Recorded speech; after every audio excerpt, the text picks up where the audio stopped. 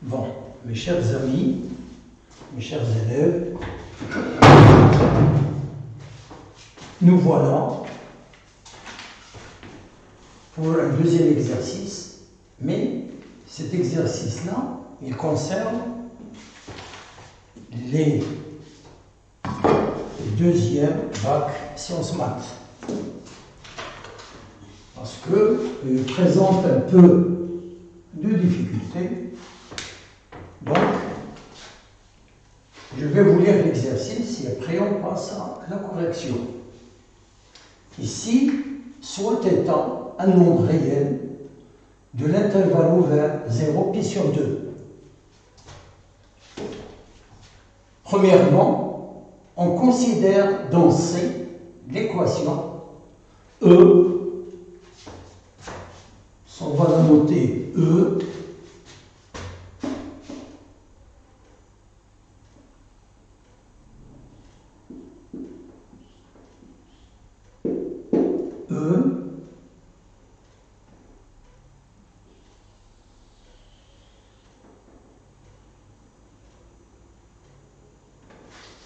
d'accord? Bon, l'équation E, z carré, plus 2 cosinus θ, facteur de 1 plus cosinus θ fois z, plus 1 plus cos θ, le tout est carré, le tout au carré, c'est-à-dire 1 plus cos θ, entre parenthèses, au carré, égale à 0. Bon, résoudre dans C l'équation E et écrire les deux solutions sous forme trigonométrique en fonction de θ. Bon, deuxièmement, déterminer sous la forme trigonométrique en fonction de θ, les racines carrées Z1 et Z2 du nombre complexe 1 qui est égal à 2 cosinus carré θ sur 2, facteur de moins cos θ plus i sinus θ. Troisièmement, en déduire sous la forme trigonométrique en fonction de θ les deux racines Z3 et Z4 du nombre complexe A bar. Ici on a 1 et là on a A bar. Bon, je vais noter le 1 correctement pour ne pas avoir de confusion. 1 et là A bar.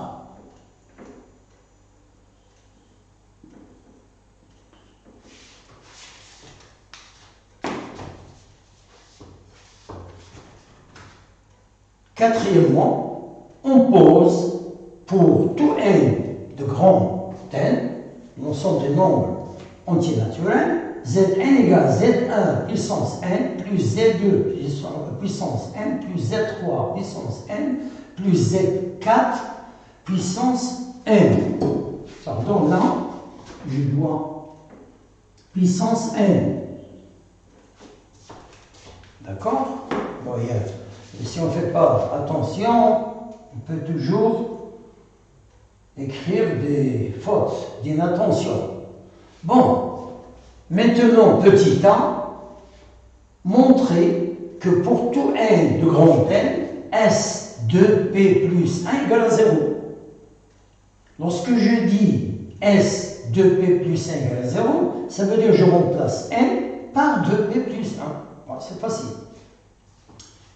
Petit b, montrer que S de P est égal à moins 1 puissance P fois 2 puissance 2P plus 2 cosinus θ sur 2 puissance 2P cos Pθ.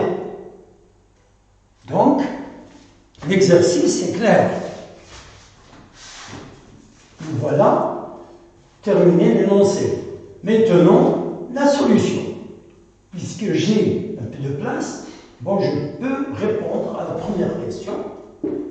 Donc, l'équation E, c'est ça. Donc je pose delta. Delta égale à b carré. Le b commence de 2 jusqu'à 1 plus cos θ. Donc le tout au carré, j'aurai 4 cosinus θ carré, cosinus carré θ, pardon, et 1 plus cos θ, le tout au carré, moins 4 en c. Le c, c'est 1 plus cos θ, le tout au carré. Donc, b carré moins 4 fois 1 fois c, donc c'est ça. Alors, là, comment est-ce que je dois l'écrire? Ben, je dois l'écrire, je factorise par 1 plus cos θ au carré. Là, voilà. Le voilà, j'ai factorisé. Et qu'est-ce qui me reste là? 4 cosinus carré θ moins 4. Oui, je peux factoriser encore par 4. Donc j'aurai 4 facteurs de 1 plus cos θ au carré, facteur de cos carré θ moins 1. Et bien là, la formule que j'ai, la formule trigonométrique, cos carré θ plus sinus carré θ égale à 1. Donc, si G égale à 1, donc cosinus, regardez bien là, même si je n'ai pas de place, bon, je vais profiter de l'occasion pour l'écrire ici. On a cos carré θ plus I sinus, non, pardon, c'est la formule de transformation. Cos carré θ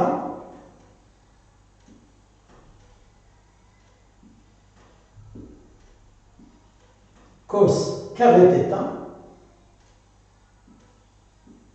plus sinus carré θ égale à 1. Et bien sinus, c'est quoi le sinus? Le sinus, ici, implique que sinus carré θ égale 1 moins cosinus carré θ. D'accord?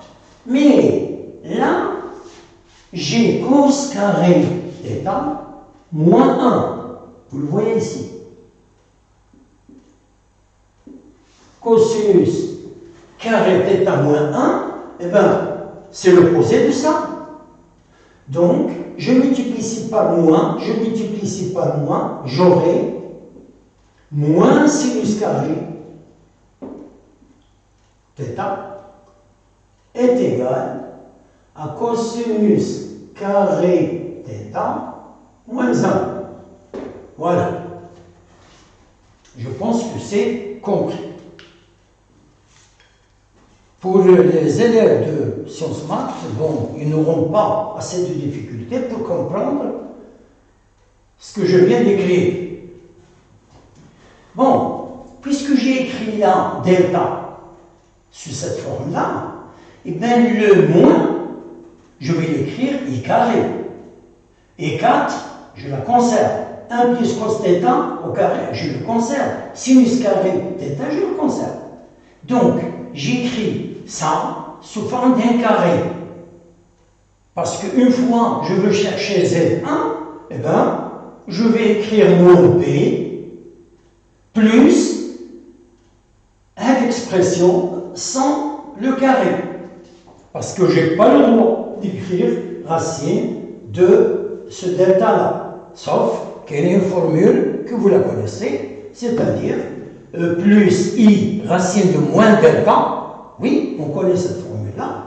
Bon, là, j'ai essayé pour gagner un peu de place, je peux écrire cette expression comme ça. Et j'aurai Z1 égale moins B plus l'expression sans le carré sur 2. En essayant de factoriser par 2 le numérateur, on simplifie par 2. Et j'aurai Z1 égale, est égal, en factorisant par 2 et en factorisant aussi par 1 plus cos θ. Le 2 saute et il me reste 1 plus cos θ facteur de moins cos θ plus I sinus θ.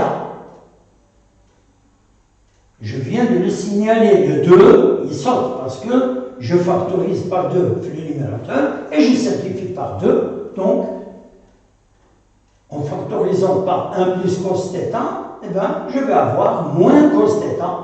Moins cos θ. هذا il est mon facteur. Plus I sinus θ. هذا, j'ai factorisé, le voilà. Bon, cette écriture, je ne vais pas la conserver comme ça. Donc je vais écrire Z1 égale à 1 plus cos θ et on a le cosinus est négatif et le sinus est positif. Et vous avez la formule. Si j'écris sinus de pi moins θ, ben c'est sinus θ. Ça, vous le connaissez. Et cosinus de pi moins θ, c'est moins cosinus θ. Donc, je vais écrire, grâce aux formules de transformation, les formules que vous avez vues en tronc commun. Oui, en tronc commun. Donc, vous aurez Z1 égale 1 plus cos θ, facteur de cos pi moins θ plus I sinus pi moins θ, que je peux écrire sous la forme exponentielle 1 plus cos θ E I pi moins θ. Bon, là, pour le Z2, eh ben, la même chose, je vais écrire, parce que je vais écrire moins B, moins l'expression, sans le carré. Donc, on a dit le moins, ben, ce sera le conjugué, d'accord? Le conjugué de Z1. Ben, tout simplement, je vais écrire 1 plus cos θ, facteur de moins cos θ, moins I sinus θ. هذا négatif, cosinus négatif, sinus négatif. Donc, je peux écrire égal 1 plus cos θ, facteur de cos pi plus θ, plus I sinus pi plus θ. Que je peux écrire encore Z2 égale 1 plus cos θ, E I pi plus θ. Et voilà, j'ai trouvé mes solutions. Voilà, la première solution et la deuxième. Je pense que vous avez compris. Voilà. Mais si vous avez des questions, bon, ici je pense que vous n'aurez pas de questions à poser. Ben, je peux vous donner mon téléphone. Vous pouvez me téléphoner, vous me demandez si vous avez quelque chose à demander ou là une remarque. Donc, mon téléphone 06 65 40 99 02.